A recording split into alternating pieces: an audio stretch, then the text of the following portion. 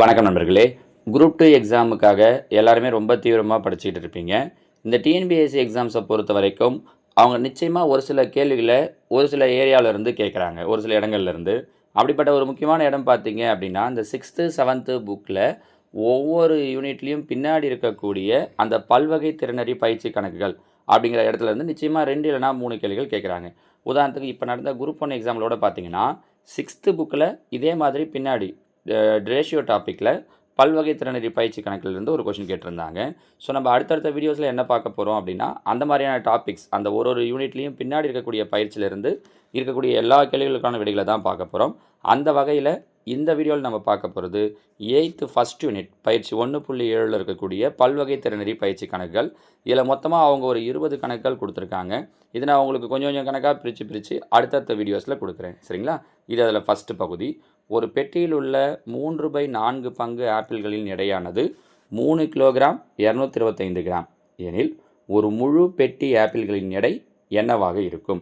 பாருங்கள், ஒரு பெட்டியில் இருக்கக்கூடிய 3/4 பங்கு, அதாவது 3/4 பங்கு ஆப்பிளோட எடை எவ்வளோ அப்படின்னா 3 கிலோ 225 கிராம். நம்ம இதை மொத்தமாக கிராமாக மாற்றிக்கலாம். கிலோவும் கிராமும் கலந்துருந்தால் செட் ஆகாது.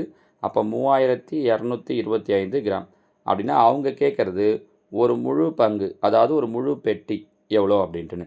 அப்போ பாருங்கள், இங்கே இருக்கிற 3/4 ஈக்குவல்ட்டுக்கு இந்த பக்கம் வருது அப்படின்னா என்னவாயிடும்? தலைகீழாக மாறிடும்.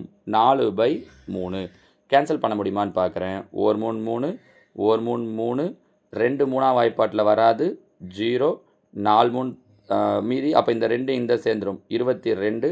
அப்போ 22 அப்படின்னும்போது 7 3 21 மீதி 1 I 3 15. அப்போ என்னவாகுது? 1075 பெருக்கல் 4.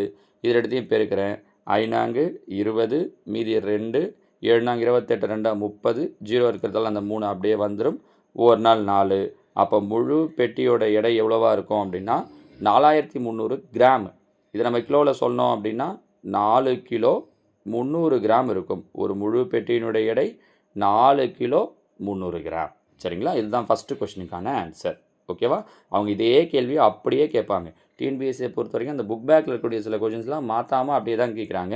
அப்போ அந்த மாதிரி இடத்துல கேட்டாங்கன்னா இந்த கொஷினை புரிஞ்சிருந்ததுன்னா நீங்கள் ஈஸியாக போட்டுடலாம். பாருங்கள், அடுத்ததான் 2வது கேள்வி. மங்களம் 3 4/5 லிட்டர் கொள்ளளவு கொண்ட ஒரு தண்ணீர் குடுவையையும் அதை போன்று 2/3 மடங்கு அதிக கொள்ளளவு கொண்ட மற்றொரு குடுவையும் வாங்குகிறாள் எனில் பெரிய குடுவை எவ்வளவு லிட்டர் தண்ணீரை கொள்ளும்? இங்கே பாருங்கள், முதல்ல வச்சுருக்கிற வாட்டர் கேன் வந்து 3 4/5 லிட்டர். அடுத்தது அதே மாதிரி 2/3 மடங்குன்னு சொல்லியிருக்காங்க. இதில் இந்த விஷயந்தான் முக்கியம். மடங்குன்னு சொல்கிறாங்களா, அதிகம் சொல்கிறாங்களா, குறைவுன்னு சொல்கிறாங்களா? அதிகம் சொன்னாங்கன்னா ப்ளஸ்ஸு, குறைவுன்னு சொன்னாங்கன்னா மைனஸ், மடங்குன்னு சொல்கிறாங்கன்னா பெருக்கல். மடங்குனா என்ன அர்த்தம்? பெருக்கல். அப்போ இந்த 2 நம்பரையும் பெருக்கணும். பாருங்கள், 3 5 15 ஒரு 4 19 19/5. ஏன்னா கலப்பு பின்னத்தை இந்த மிக்சடு ஃப்ராக்ஷனை அப்படியே பெருக்க முடியாது. அதை இம்ப்ராப்பர் தகாபினமாக மாற்றி தான் பெருக்கணும். இங்கே 6 6 2 8 8/3. இங்கே எதுவும் கேன்சல் பண்ண முடியாது அப்படிங்கிறதால அப்படியே பெருக்கலாம். 19 8 பெருக்கிறோம். 8 9 72 7 8 15 I3 15 152/15. 152ல் 10 15 இருக்குது. சரியா? 150. மீதி என்ன கிடைக்கும்? 2 கீழே 15. அப்போ புதிய குடுவை வந்து எவ்வளவு தண்ணீர் கொள்ளும் அப்படின்னு பார்த்தீங்கன்னா 10 2/15 லிட்டர் தண்ணீர் கொள்ளும். சரிங்களா? இதுதான் ஆன்சர். அடுத்ததாக நான் எதுக்கும் உங்களுக்கு ஆப்ஷன்ஸ் கொடுக்கணுன்னா ஆப்ஷன் கொடுத்துருக்கலாம். ஒவ்வொன்றையும் நம்ம ஆப்ஷனே இருந்தாலும் இந்த மெத்தடில் தான் சால்வ் பண்ண முடியும் அப்படிங்கிறதால நான் டைரெக்டாக உங்களுக்கு இப்படியே போட்டேன். ஓகேவா? 3வது கேள்வி பாருங்கள். ரவி 25/8 மற்றும் 16/15 ஆகிய எண்களை பெருக்கி இந்த பெருக்கலின் எளிய வடிவமானது 10/3 என கூறுகிறான். சந்துரு எளிய வடிவில் விடையானது 3 1/3 என கூறுகிறான். யார் கூறுவது சரி அல்லது இருவரும் கூறுவது சரியா? விளக்குக. கேள்வி இதை இப்படியே கொடுப்பாங்க. இதை எடுத்துகிட்டு இது வரைக்கும் கொடுப்பாங்க. யார் கூறுவது சரி? Option A Chandru, option B Ravi, option C இருவரும், ஆப்ஷன் டி இருவரும் தவறு அப்படின்னு கூட கொடுப்பாங்க. சரிங்களா? ஸோ அதனால தான் இந்த கேள்வி அப்படியே எடுத்துருக்கிறது. அப்போ பாருங்கள் என்ன சொல்கிறாங்க, இந்த 2 நம்பரையும் பெருக்க சொல்கிறாங்க. 25/8 × 16/15. கேன்சல் பண்ண முடியுமான்னு பாருங்கள். 1 8 8 16 5 வாய்ப்பாடு 5 15 5 25. அப்போ மீதி என்ன இருக்குது? I2 10/3. அப்போ ரவி என்ன சொல்கிறாங்க? இது 10/3ன்னு சொல்கிறாங்க. அப்போ கரெக்டு. சந்துரு என்ன சொல்கிறாங்க? இதை சுருக்கி 3 9 மீதி 1/3ன்னு சொல்கிறாங்க. அப்போ இதுவும் கரெக்டு தான். ஸோ ரெண்டுமே சரியாக தான் கரெக்டாமா? 10/3 சரி தான், 3/3 1/3ன்றதும் சரி தான். அப்போ யார் சரி? இருவர் கூறுவதும் சரி. சரிங்களா? அடுத்ததா கேள்வி எண் 4. ஒரு அறையின் பரப்பு 153/10 சதுர மீட்டர். அதன் அகலம் 2 11/20 மீட்டர். இதில் அதன் நீளம் என்னன்னு கேட்டிருக்காங்க. அரை இப்போ நீளம் கொடுத்துட்டாங்க, நீளம் கேட்டிருக்காங்க, அகலம் கொடுத்துருக்காங்க. அப்படின்னா அது என்ன வடிவம்? செவ்வகம்னு அர்த்தம். செவ்வகத்துடைய பரப்பளவுக்கான ஃபார்முலா L/B. இதுதான் எவ்வளோ கொடுத்துருக்காங்க? 153/10. நீளம் தெரியாது, அகலம் என்ன சொல்லியிருக்காங்க? 2 11/20. இந்த மிக்சடு ஃப்ராக்ஷனை இம்ப்ராப்பராக மாற்றிடலாம். எப்படி? இது ரெண்டுத்தையும் பெருக்கணும், வர ஆன்சரோட இதை கூட்டணும். 2 × 20 40, 40 ஒரு 11 51/20. இந்த 51/20 ஈக்குவல்ட்டுக்கு இந்த பக்கம் கொண்டு வரேன். ஏற்கனவே என்ன இருக்குது? 153/10. இந்த பக்கம் கொண்டு வந்தீங்கன்னா 20/51. 0 0 கேன்சல் ஆகிடும். ஓர் 51 51 51. நம்ம அப்படியே கூட யோசிக்கலாம் பாருங்கள், சின்ன நம்பர் தானே. அப்போ 3 2 பெருக்கிறோன்னா 3 2 6. அப்போ அதோட நீளம் என்னவாக இருக்கும் அப்படின்னா 6 மீட்டராக இருக்கும். முடிஞ்சிச்சு. நம்ம புரியுதுங்களா? ஸோ அந்த செவ்வகத்தினுடைய பரப்பளவுக்கான ஃபார்முலா தெரியணும். மிக்சரை இம்ப்ராப்பராக மாற்றிட்டு இந்த பக்கம் கொண்டு வந்து கேன்சல் பண்ண தெரிஞ்சால் முடிஞ்சிச்சு. சரிங்களா? அடுத்ததாக 5வது கேள்வி. 4489 சென்டிமீட்டர் ஸ்கொயர் பரப்பளவு கொண்ட ஒரு தலைவரின் உருவப்படமானது சதுர வடிவில் உள்ளது.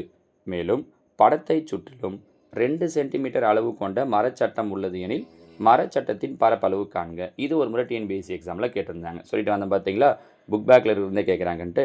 அப்போ அதில் இது மாதிரி ஒரு கொஷினை கேட்டிருந்தாங்க. அதாவது என்ன சொல்கிறாங்கன்னா, ஒரு சதுர வடிவம், அதோட பரப்பளவு கொடுத்துட்டாங்க 4489. இது பரப்பளவுனா சதுரத்துடைய பரப்பளவுக்கு ஃபார்முலா A². 4489ங்கிறது எதோட ஸ்கொயர் அப்படின்னு பார்த்தீங்கன்னா 67ஓட ஸ்கொயர்.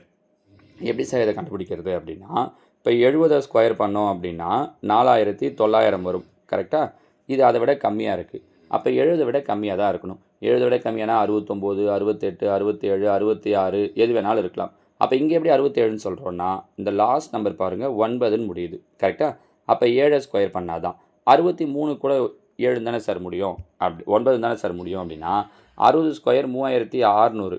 அப்போ 63ன்னும் போது ரொம்ப நியரஸ்ட்டாக தான் இருக்கும் 3600க்கு. இது 4900க்கு நியரஸ்ட்டாக இருக்குன்றதால இது 67ஓட ஸ்கொயர். அப்போ இதோட பக்க அளவு 67. அவங்க என்ன சொல்கிறாங்கன்னா, அந்த படத்தை சுற்றி 2 சென்டிமீட்டர் அளவு கொண்ட மரச்சட்டம் உள்ளது. இதை சுற்றி 2 சென்டிமீட்டருக்கு மரச்சட்டம் இருக்கான்.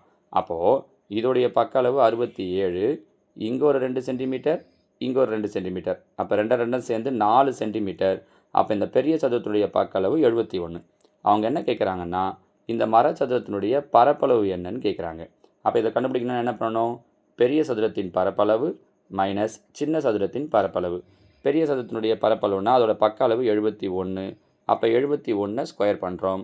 71 ஸ்கொயர் பண்ணோம் அப்படின்னா என்ன கிடைக்குது அப்படின்னா 5041. 71 ஸ்கொயர் பண்ணோன்னா 5041. அதே மாதிரி சின்ன சதுரத்தினுடைய பக்க அளவு 67. அப்போ 67 ஸ்கொயர் பண்ணுறோம். 67 ஸ்கொயருங்கிறது ஆல்ரெடி அவங்களே கொடுத்தது தான், 4489. அப்போ ரெண்டுத்தையும் மைனஸ் பண்ணால் முடிஞ்சிடுச்சு. 2 5 5. கரெக்டாக? அப்போ மைனஸ் பண்ணோன்னா கிடைக்கிறது 552. அப்போது இந்த சுற்றி இருக்கக்கூடிய மரச்சட்டத்தினுடைய பரப்பளவு என்னவாக இருக்கும் அப்படின்னா 552 சதுர சென்டிமீட்டராக இருக்கும். முடிஞ்சு பாருங்கள் ஆன்சர். அப்போது 552. சரிங்களாம்மா? ஸோ இந்த பயிற்சி 1.7 புக் பேக்கில் இருக்கக்கூடிய மேற்சிந்தனை கணக்குகளில் 5 கேள்விகளை இப்போ நம்ம பார்த்துருக்கோம். இதில் மொத்தம் முன்னாடியே சொன்னது மாதிரி 20 கேள்விகள் இருக்குது. அடுத்தடுத்த வீடியோஸில் நான் இன்னும் உங்களுக்கு 5 கேள்விகளாக சொல்கிறேன். ஓகேவா? தேங்க்யூ.